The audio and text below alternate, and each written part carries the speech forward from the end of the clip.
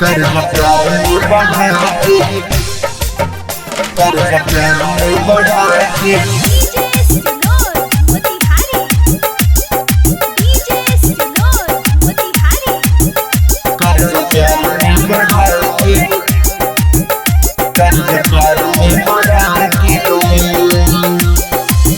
कैसे कहीं अपना दिल के कहानी के, लुटल रहे दिल वो हो पागली दीवानी पे, लुटल रहे दिल वो हो पागली दीवानी। हाँ कैसे कहीं अपना दिल के कहानी के, लुटल रहे दिल वो हो पागली दीवानी पे।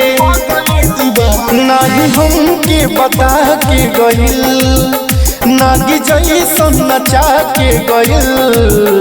पूरा भैनी कंगाल मोर लूटल बहाल, कर्जा प्यार में बढ़ा के गइल।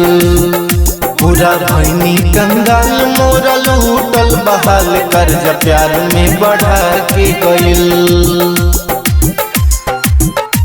बढ़ा के गइल, बढ़ा के गइल।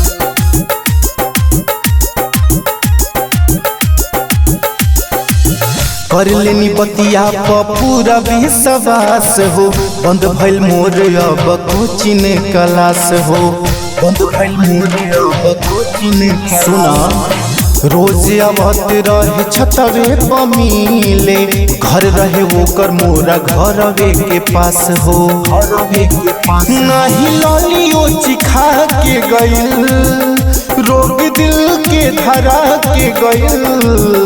पूरा भैनी कंगाल मोर लूटल बहाल, कर्जा प्यार में बढ़ा के गइल। पूरा भैनी कंगाल मोर लूटल बहाल, कर्जा प्यार में बढ़ा के गइल। बढ़ा के गइल, बढ़ा के गइल।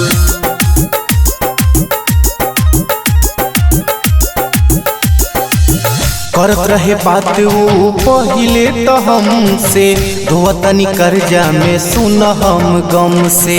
धोतनी कर्जा में सुन हो करी का फटानी खत्म भइल बैलेंस हो, टूटल सपनवा अभिषेकवा के क्षण से।